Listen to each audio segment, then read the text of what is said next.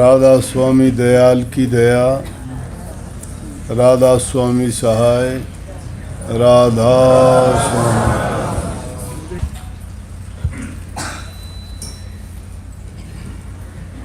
लगातार सत्संग करते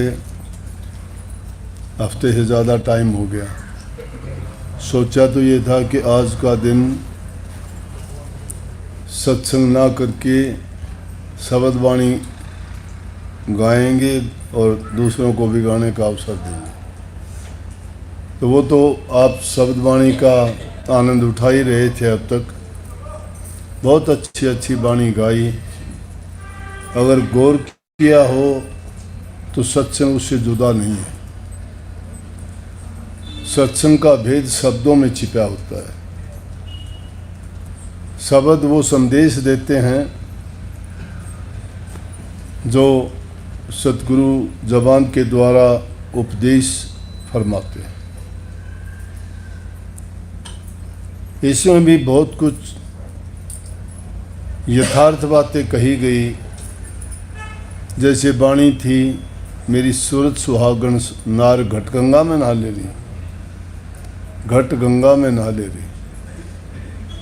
स्नान करने का जिक्र आया। घट गंगा में नहाने का मतलब स्नान करने से शरीर के मैल धुलते हैं।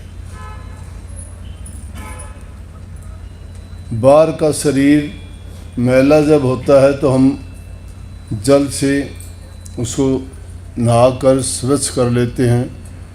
उसकी जो पसीना, मिट्टी, धूल, मल, जो भी किसी प्रकार का मैल लगा होता है वो साफ हो जाता है। लेकिन यहाँ सुरत के लिए कहा गया है। सुरत बार के पानी से नहीं नहाती है। यहाँ घट गंगा का जिक्र किया गया है। महापुरुषों ने फरमाया है कि पिंडे सो ब्रह्मंडे खोजे सो पावे, तत्वा तो में तेरा जीव सतगुरु है लखावे।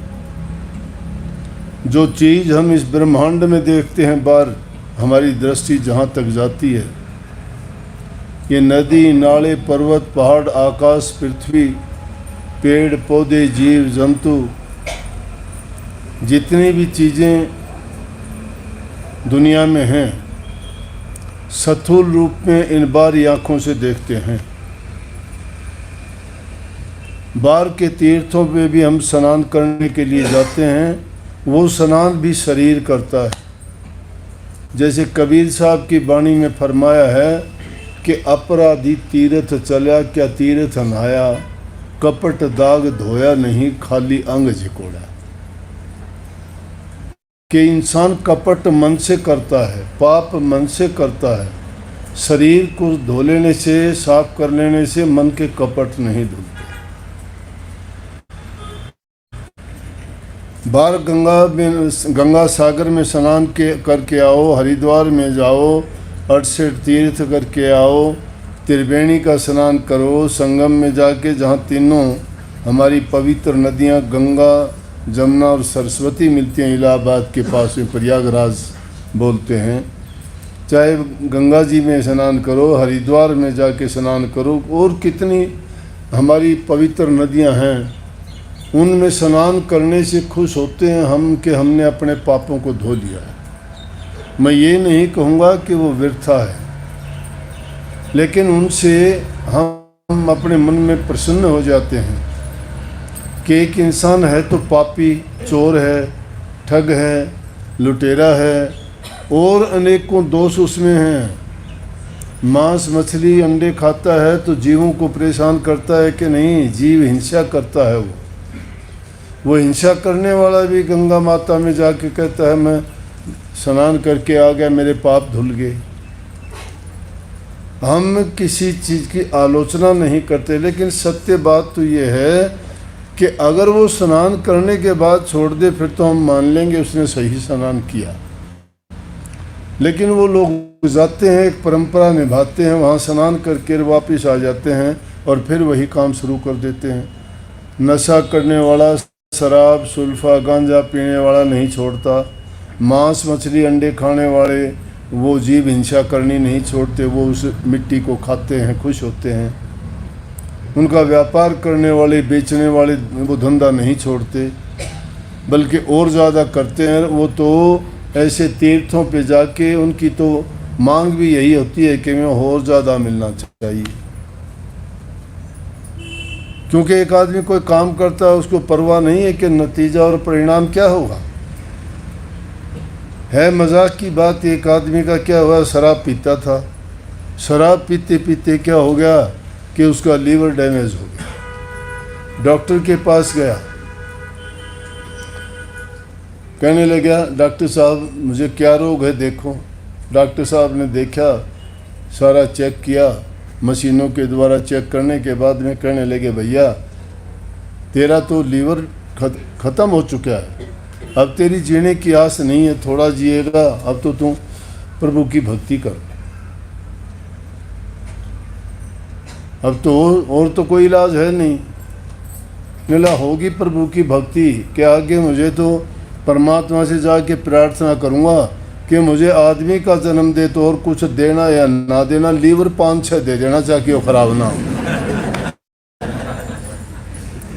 अब बोलो ऐसे लोगों के लिए क्या तो वो मायने रखता है कहीं भी स्नान करके आओ।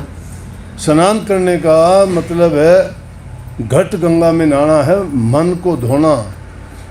मन के धोने से पाप मिटते हैं और मन के धोने से पिछली पुरानी आदतें छूटती हैं। जो हम पीछे से गलत काम करते आए हैं और पर्ण करने के बाद उनको त्याग देते हैं तो उससे हमें फ़ायदा मिलता है और सही मायने में उसका लाभ भी तभी होता है। लेकिन इस वाणी में क्या कहा है, इसमें कहा है मेरी सूरत सुहागण नार घट गंगा में नहा ले रही। घट गंगा में क्या, घट गंगा कहाँ पे है, वो यहाँ नहीं है। अंदर में जब जाओगे, अंदर में भी जो बाहर देखते हो सारी चीज़ें, वहाँ भी सभी प्रकार के तीर्थ हैं और उन तीर्थों पर सूक्ष्म रूप में रूह के द्वारा पहुँचा जाएगा। इसीलिए तफसील वाइज दर्जे ब दर्जे सब बताए गए कि किस जगह पर जाएगी तो किस घाट पे तुझे क्या मिलेगा, उसकी पहचान क्या होगी, वहाँ तुझे कौन सी धुन मिलेगी और कौन सा वहाँ तेरा स्नान होगा और कैसे तेरे पाप कटेंगे। तो ये बात कही कि मन के बदलने से,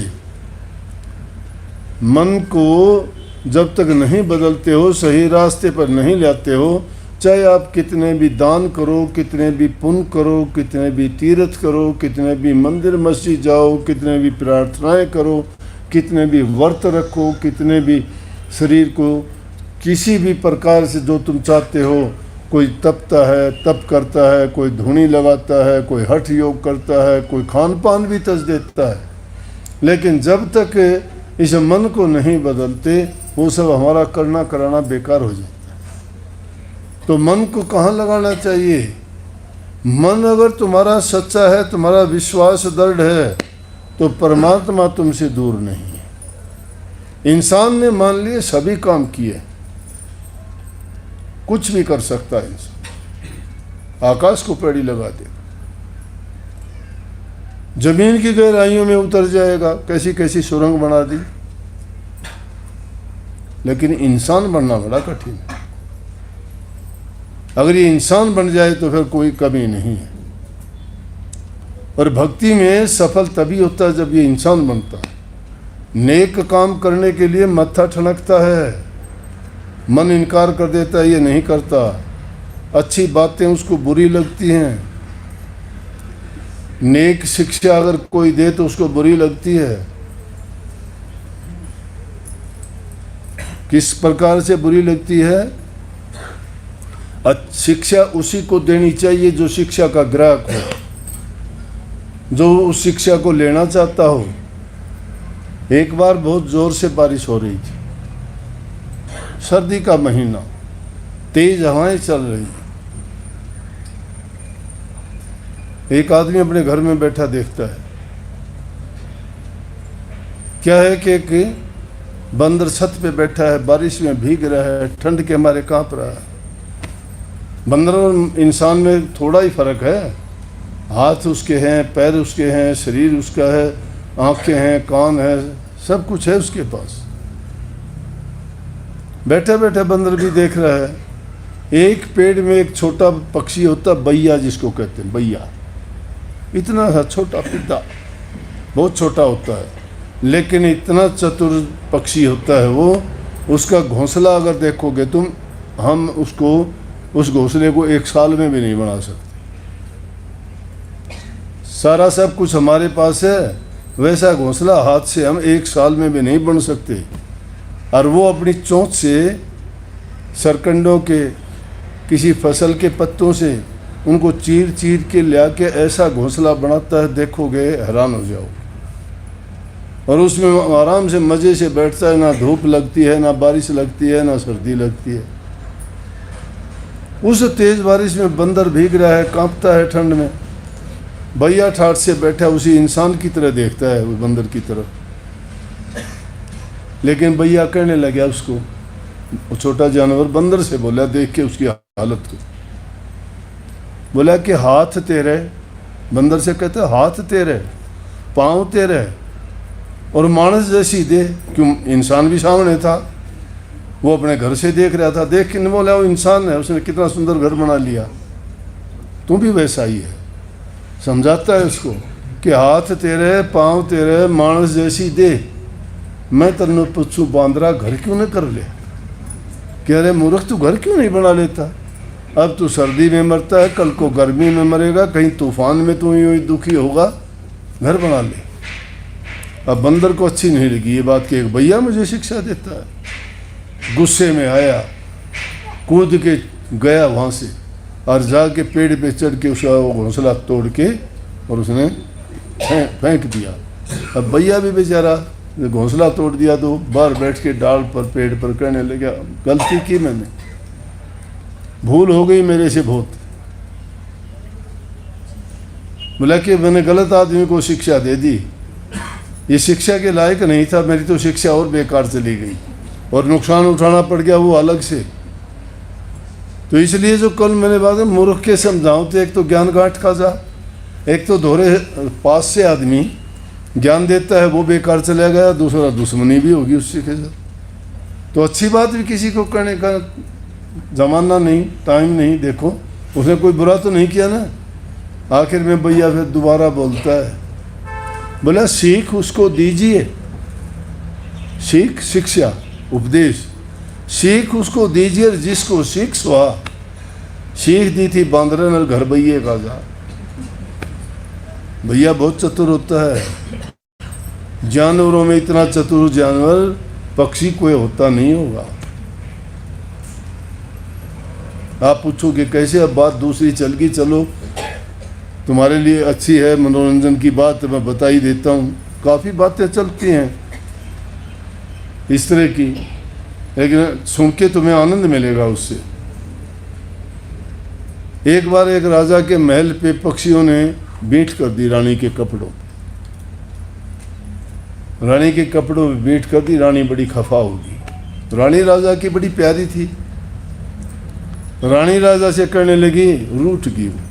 जब रानी रूठती थी तो उसका अजब तरीका ये होता था कि वो अपने जो महल होता था उसमें अंधेरा कर देती थी।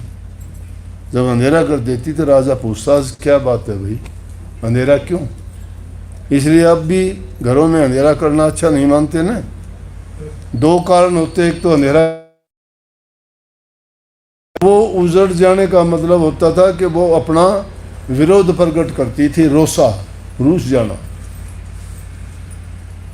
तो उसने अंधेरा कर दिया। राजा ने देखा आज रानी के महल में क्या बात, अंधेरा क्यों है? राजा गया, जाके पूछा कि क्या बात है आज? बोली बात क्या है कि मेरा तो जीवन ही खराब हो गया। बोला फिर भी कोई बात होगी। मेरा बात क्या होगी, मेरे सारे कपड़े पक्षियों ने ख़राब कर दिए। क्या कर दिया पक्षियों ने? बोला कर क्या दिया? उसके ऊपर बींट कर दी। बोला फिर कि नहीं? बोला या तो उन पक्षियों को दंड दे और नहीं तो मैं तेरे से रूठी रहूँ। अब कैसे राजा रूठी देख ले अपनी रानी को? कोई नहीं देखता अपनी पत्नी को रूठने के बाद तो घर में ना टाइम पे रोटी मिलेगी, ना सब्जी मिलेगी, ना प्यार से बात होगी, ना सफाई होगी, हर प्रकार की दिक्कत होती है ना। तो इसलिए मनाने के लिए आदमी कोशिश करता है कि बता क्या ज़रूरत है, क्या काम है, मैं पूरी करूं। तो रानी को लग गया मनाने, ने बोला जानवरों का, उनकी क्या हिम्मत रानी के कपड़ों को ख़राब करते, कल देख मैं बुलाता हूँ उनको। रानी खुश हो। अगले दिन राजा ने फरमान जारी कर दिया, सब पक्षियों को कह दिया कि बुलाओ सब पक्षियों को मेरे यहाँ आए राजमहल में, और मैं सब पक्षियों से बात करनी है। सारे पक्षी जंगल के आगे, सब आगे देख के कहने लगे भाई सब पक्षी आगे? बोले नहीं जी। बोला भैया नहीं आया। भैया राजा। बोला जैसे आप राजा, भैया कौन है? बोला जी जैसे आप राजा हो, हमारा राजा भैया है। बोला क्यों नहीं आया? बोला जी वो कोई काम गए होंगे। राजा बोला कितना बड़ा है वो? बोला जी छोटा सा ही है। बोला ऐसा क्या काम हो गया उसको?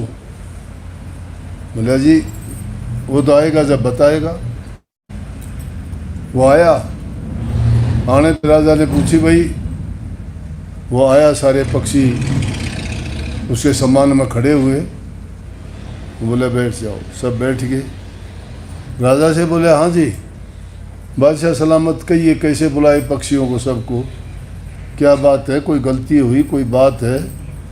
बोला गलती क्या हुई, बात सुन, पहले तो मुझे ये बता दे कि ये सारे पक्षी कब से आए हुए हैं, तुम क्या राजा हो गया कि इतना लेट आया? बोला जी गुस्सा ना करो, मुझे काम था। बोला क्या काम था तुझे? बोला एक पंचायत में कोई फैसला करना था। सोची इसको कहाँ का पंचायती हो गया, किसने बुलाया? बोला जी हाँ पंचायत में गया था फैसला करने के, तेरे बिना फैसला? बोला नहीं जी जंगल के पक्षियों के फैसले तो मैं ही करता हूँ। बोला क्या फैसला? आपस में सबकी तर्क वितर्क हो गया, एक दूसरे से कहने लगे कि दुनिया में बताओ नर ज़्यादा है कि मादा? फिर बोला कर दिया फैसला जी। मेरा क्या फैसला किया? मेरा फैसला ये कराया मैंने कि भाई दुनिया में जो है मादा ज़्यादा है, नर कम है। मेरा यूँ कैसे? नर का मतलब आदमी से मतलब है, और मादा से औरत से। मेरा औरतें ज़्यादा हैं और आदमी कम है। मेरा तुझे कैसे पता? बोला जी जो औरत का कहना माने वो आदमी नहीं, वो औरत ही होता है। अब राजा रानी के कहने से कर जाता। बोले जाओ वही पक्षियों, कोई बात नहीं। सब पक्षी चले गए। रानी फिर रूठ गई, कहने लगी कि तूने तो वैसे ही भगा दिया, कुछ करा नहीं, और कह रहा था कि मैं ये करूँगा। बोला कोई बात नहीं, कल फिर बुलाऊंगा मैं, वो तो हो गया, गलती होगी, तू इतनी खफा ना हो। रानी को फिर समझा बुझा के और कहा। अगले दिन बोला पक्षियों फिर बुलाओ भाई, दोबारा फिर बुलाओ, फिर नहीं आया। बोला भाई क्या बात है? बोला जी वो बात भैया राजा, बोला जी वो तो रोज़ फैसलों में जा रहे, तो आज फिर ऐसी बात होगी। उसी तरह फिर लेट आया टाइम निकाल के। जब लेट आया तो कहने लगे हाँ भाई भैया राजा आज लेट कैसे आया? बोला जी एक पंचायत थी आज भी। बोला राजा मन में सोचने लगा देखो क्या कहेगा ये, कल तो इसने बहुत बुरी बात कही थी, मैं तो बोलने लायक भी नहीं छोड़ा, और तो बना के चला गया मेरे को, आज देखो क्या कहेगा। बोला जी आज फैसला था क्या? बोला छोड़ो राजा आप अपनी बात करो ना। बोला ना पहले वो बताओ क्या थी। बोला जी वो क्या बात थी, आप तो जानते हो लोगों की 100 मुँह 100 बात।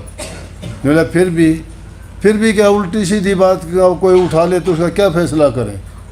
ऐसे ही उल्टी सीधी। बोला बता तो यार क्या था ऐसी उल्टी सीधी, हमें भी पता तो लगे, मैं भी राजा हूँ, मुझे भी फैसले करने पड़ते हैं। बोला हाँ वो तो है, लेकिन मैं तो बता देता हूँ, वो तो कोई ख़ास बात भी नहीं थी, लेकिन जब कोई ऐसी बात हो तो जाना पड़ता है। बोले हाँ बताओ। बोला बताओ कि आज फिर वही बात थी, आपस में लोग एक दूसरे से उल्टी सीधी बात करने लग गए। कुछ लोग कह रहे थे कि दुनिया में मुंह ज़्यादा है, और कुछ लोग कहने लगे गुदा ज़्यादा है। गुदा जानते हो ना, पखाना त्यागने की जगह है। अरे मूर्ख, ये भी कोई बात है? जितने मुंह होंगे उतने गुदा होंगे ना। बोला ना जी ना, जो आदमी मुंह से वादा करके न हट जाए वो गुदा होती है, उसकी मुंह नहीं होता। क्योंकि राजा ने कही थी जाओ तेरा कसूर नहीं है, उसने सोची आज उससे भी बुरी कह दी। ये बोले अपनी ऐसी तैसी कराओ, ये रानी चाहे जीवो चाहे मरो चाहे रूसो चाहे, मैं भैया राजा नहीं बुलाऊंगा, पक्षियों तुम्हारी मर्जी, जो करना हो करो। तो ये भैया राजा की वो कहानी थी, बात चली पे मैंने बता दी। लेकिन वास्तविकता तो भैया हम इंसान हैं। 84 लाख योनि में 4 खान में विभक्त 84 लाख योनियाँ हैं। कोई मानता है, कोई नहीं मानता, बुद्धि का खेल है। कोई अपनी बुद्धि समझ से कुछ बोल देता है, कोई कुछ तर्क वितर्क करते हैं। लेकिन ये बात ज़रूर है कि जो बात कही गई है उनमें 84 लाख योनि में कोई संदेह वाली तो बात है नहीं। कीट पतंगे, हाथी, इंसान, देव, दानर, किन्नर, गांधर, पतंगे, चौपाए, दोपाए, अंडे से पैदा होने वाले, झिल्ली से पैदा होने वाले, गिनती करने लगोगे गिनती नहीं कर पाओगे। सब में रूह है, सब परमात्मा के बनाए हुए हैं। 4 श्रेणियों में बांटे गए हैं। 84 लाख योनि हैं, लेकिन उन योनियों में सर्वोत्तम योनि इंसान की है। और इंसान के रूप में ही गुरु मिलता है। और गुरु के जब मिलता है तो ही वो मालिक का भेद देता है कि भाई परमात्मा कोई चीज़ है। हम जो है इस दुनिया में जन्म मरण का चक्कर इसलिए भोगते हैं क्योंकि हम प्रभु से बिछड़ गए हैं।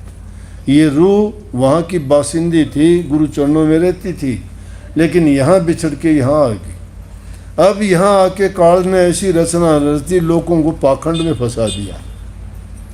अनेक प्रकार के पाखंड बना दिए। कोई पत्थर पूजता है, कोई पानी पूजता है, कोई पेड़ पूजता है, लेकिन अपने आप की खुद को ज्ञान नहीं है। जो शक्ति तुम्हारे अंदर है वो मालिक तुम्हारे अंदर बैठा हुआ है, और उसको पाना चाहते हो तो इस मन को पवित्र और साफ करो, मिल जाएगा। मन चंगा तो कठौती में गंगा, रविदास जी ने कही थी, प्रकट करके दिखा दिया कि मन जिसका पवित्र होता है उसके हृदय में गंगा बहती है। गंगा है शुभ कर्म और नेक कर्म। हमारी नेक सोच होनी चाहिए, विचार पवित्र होने चाहिए, हृदय से हम कोमल और विश्वासपूर्ण तरीके से उस मालिक के मानने वाले हैं तो हमारे सब कुछ जीवन सफल है। और सच्ची प्रीत इंसान को, अगर सच्ची प्रीत तुम्हारी है तो पत्थर भी सही है, वो पेड़ भी सही है, वो मूर्ति भी सही है, हर चीज़ में तुम प्रकट कर लोगे। प्रकट करना पड़ेगा तुम्हारे आत्मविश्वास से और तुम्हारे प्यार से। सुनी होगी ना कहानी आपने, बार बार गाते भी हो आप, लेकिन उस पर थोड़ा सा गौर करके देखा करो। कितनी सारा कुछ कहने के बाद में एक लाइन में पूरी की पूरी शिक्षा भर दी लिखने वाले। आप गाते रहते हो, शब्द बहुत अच्छा है कर्माबाई का। कर्माबाई रो खींचड़ो कहे हैं क्योंकि राजस्थान में हुई है कर्माबाई। कर्माबाई का दादा एक बार बाहर गए थे, अपना ये हिंदू मंदिर है तो वहाँ से कृष्ण जी की मूर्ति ले आए। वहाँ दूसरे धर्म वाले को नहीं जाने देते, तो वहाँ से कृष्ण जी की मूर्ति ले आए। मूर्ति काठ की थी, उसकी रोजाना पूजा करते थे।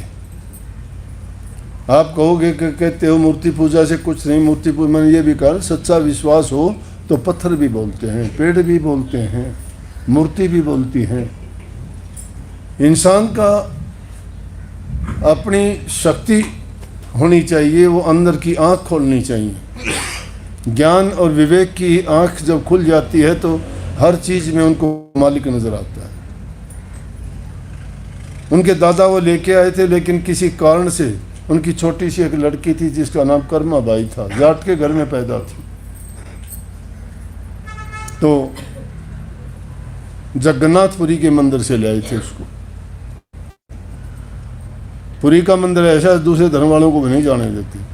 मैं भी एक बार गया था तो मेरी तरफ देख के और दाढ़ी वाड़ी देख के बोले कि रुक जाओ आप, लेकिन हमें जो लेके गए थे पोदार साहब कलकत्ता वाले जगदीश, तो उनके साथ के आदमी थे, बोले हटो, वहाँ तो सब जो वहाँ पुजारी लोग हैं उनकी चलती है।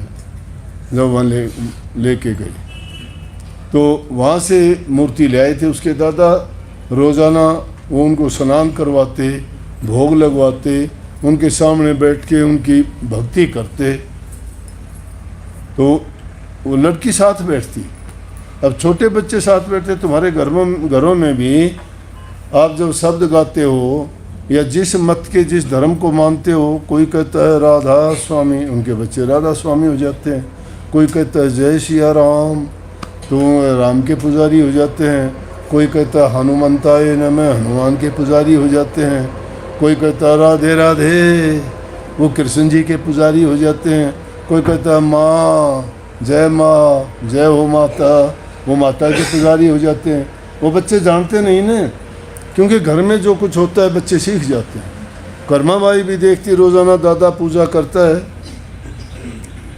कि दादा भोग लगाता है, नहाता है, आरती उतारता है।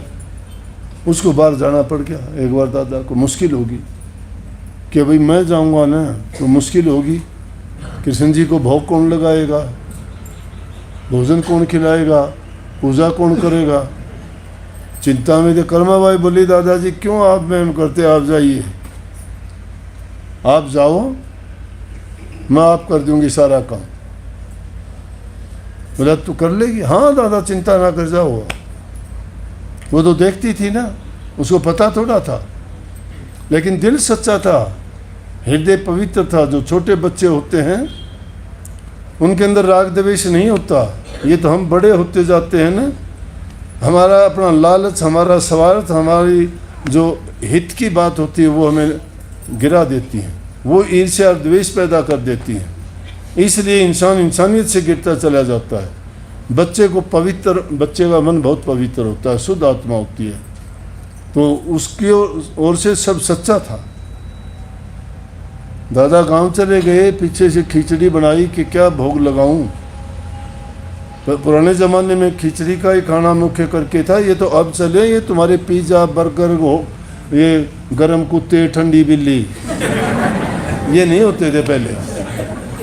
अब तो काफ़ी चीज़ ऐसी चल गई है कि नहीं। तो जब ये नहीं थे, अब तो जब तो खिचड़ी दलिया ही होता था, रोट बना लेते थे, ज़्यादा से ज़्यादा बाटी बना लेते थे। उसने खिचड़ी बनाई खुश होके, बाजरे की खिचड़ी बनाई, घी की कटोरी लेके गई, घी होता था खूब, आज की तरह अटपट की चीज़ नहीं थी। लेके गई, स्नान करवाया, बैठ के अब कहती है कि लो जी कान्हा, कृष्ण जी अब आप भोजन कर लो, टाइम हो गया, नहीं तो दादा मुझे जो है आके उलाना देगा कि तूने भूखा मार दिया, टाइम पर इसको खिलाया नहीं। मैंने जिम्मेवारी ली, अब मेरी उसमें कमी ना आने दी। अब वो बोलता थोड़ा था, अपने आप बात करती रही।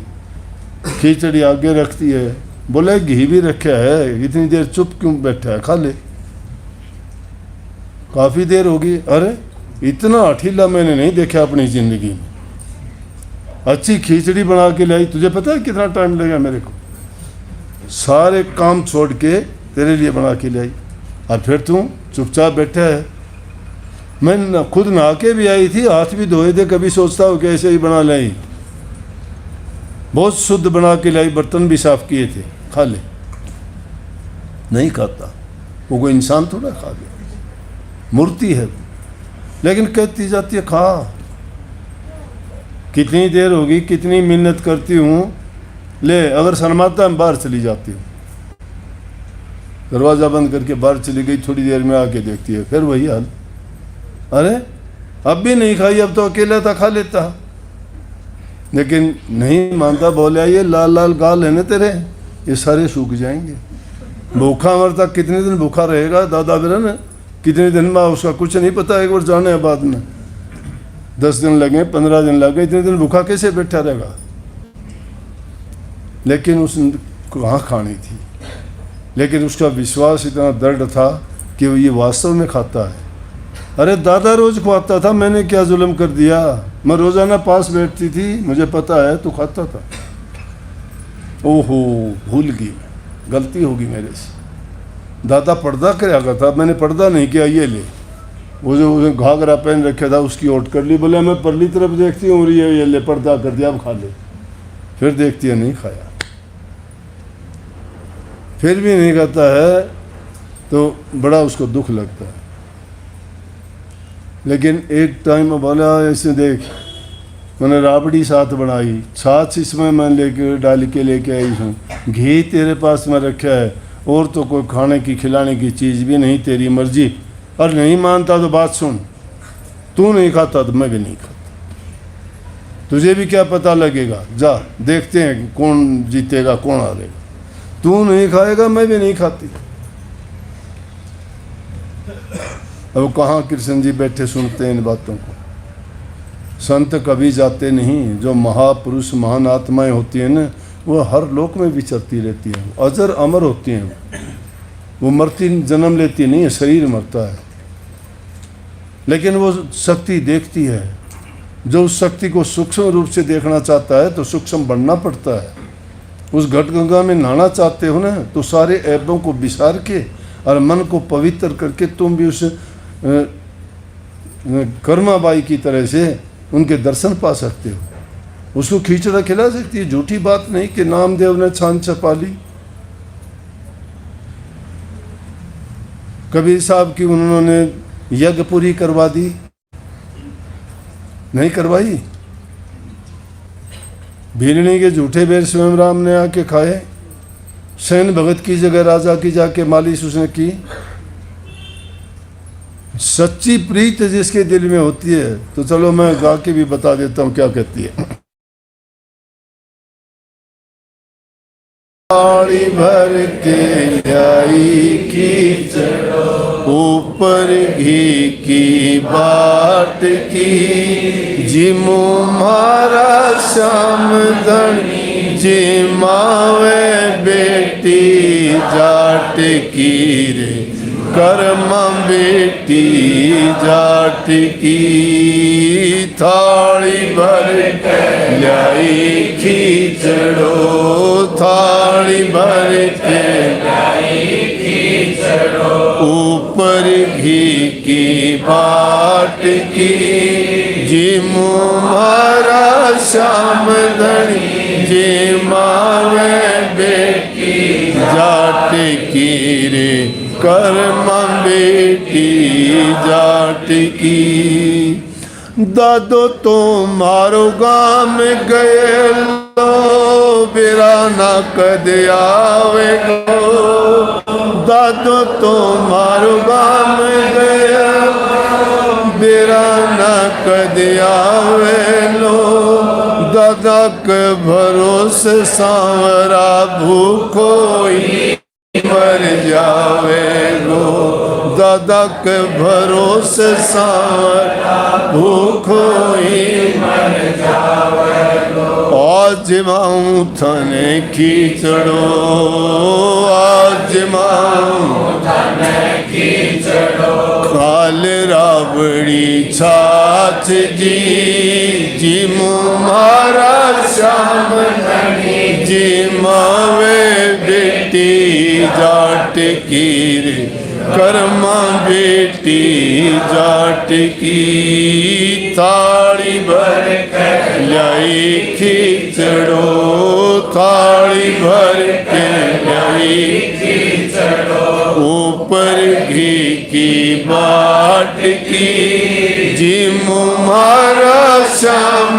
धनी, जिमावे बेटी जाट की रे, कर्मा बेटी जाट की। बार बार मंदरियन जड़ती, बार बार खोलती, कैया कोनी जिमो मोहन करड़ी करड़ी बोलती। बार बार मिंदरियन जड़ती, बार बार मैं खोलती कैया कोनी जिमो मोर कड़ी कड़ी बोलती थे जिमो तो मैं भी जिम ला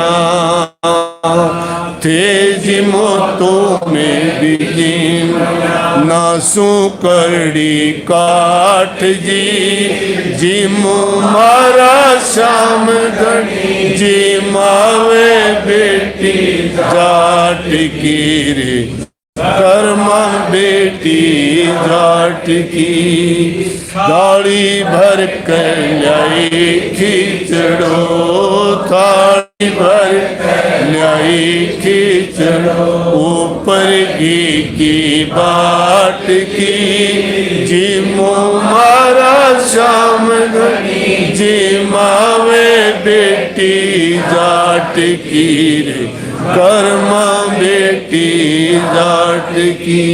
क्या कहती आगे?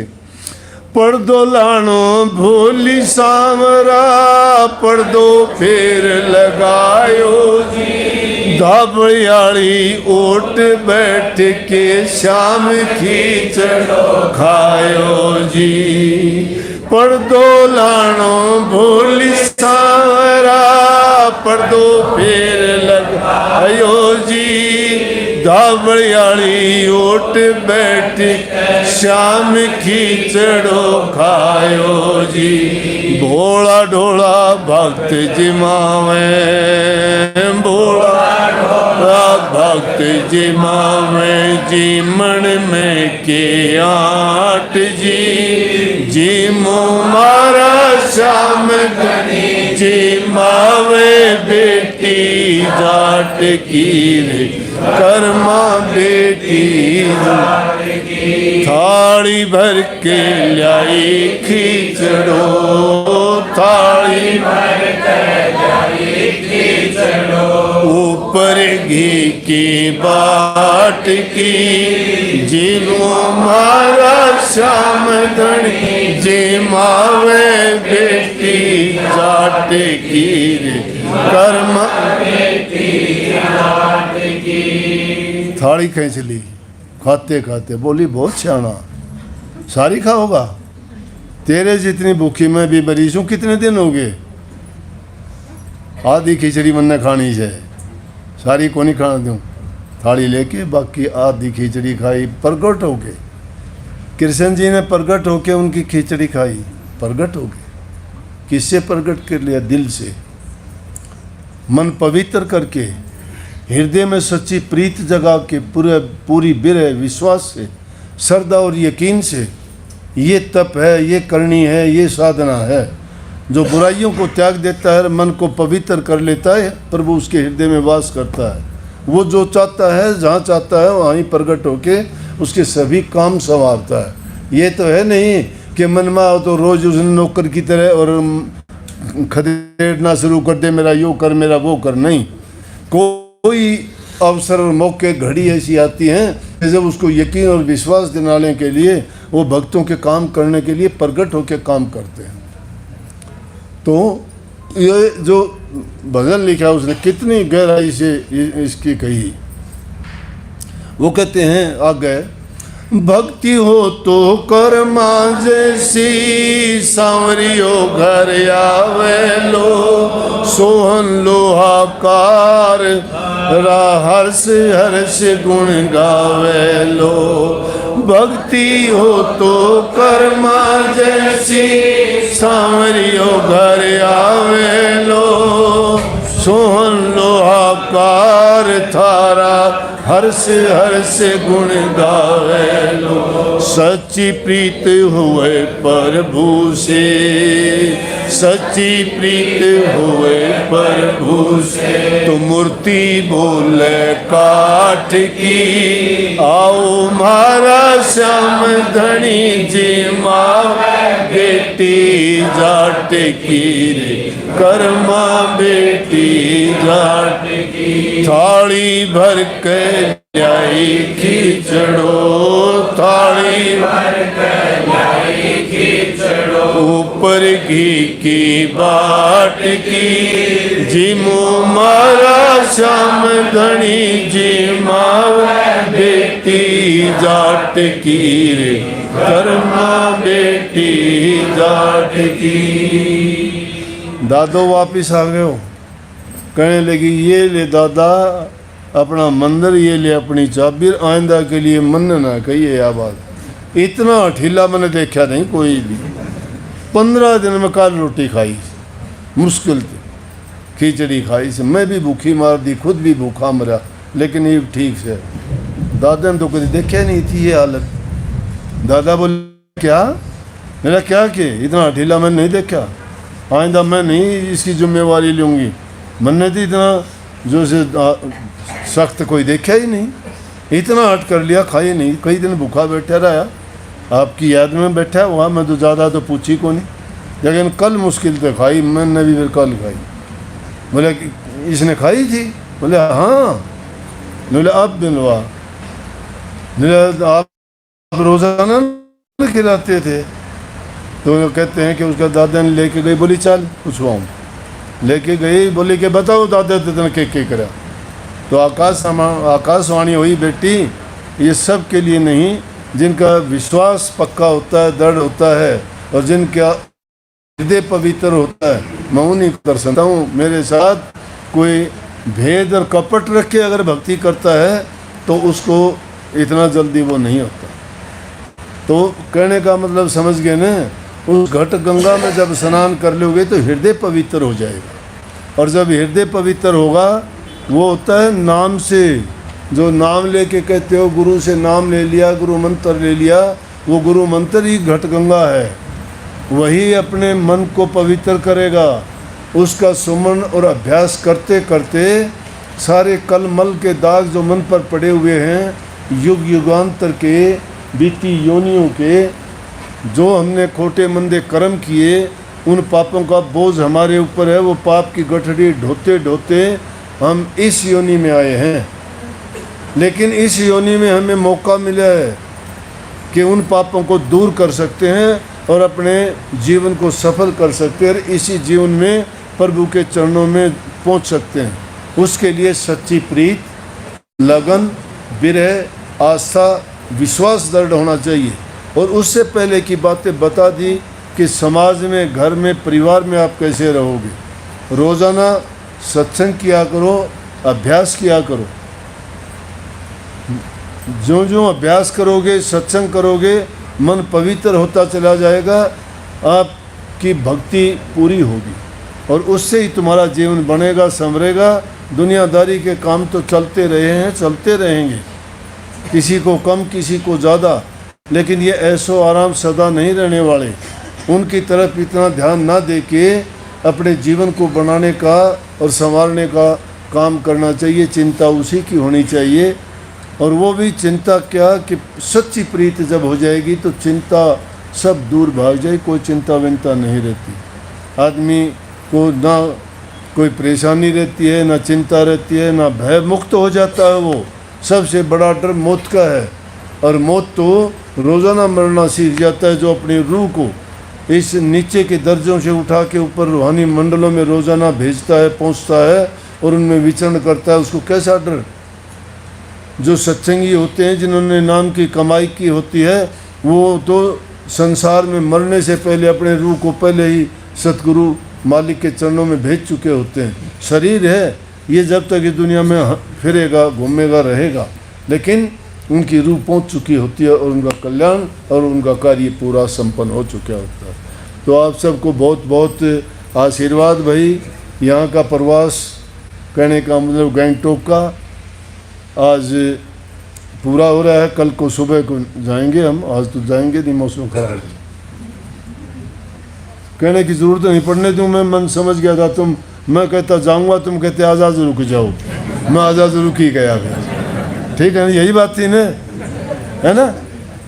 हाँ, तो वो कहने का मौका नहीं दूंगा, मैं खुद ही रुकूंगा। कल सुबह को जाएंगे। सबको बहुत बहुत आशीर्वाद। 3-4 दिन आपके पास रह लिए। अब भी सिलीगुड़ी में आ जाना, कमी रहेगी हो तो वहाँ पूर्ति कर दूंगा। सत्संग की तरफ से मालो माल कर दूंगा, चिंता की ज़रूरत नहीं है। अपना काम ही सत्संग करना, मानव के हित के काम करना, आप लोगों का कल्याण करना। वो किसी भी रूप में जितना आप कहोगे उतना करूँगा। सतगुरु की कृपा है सबको।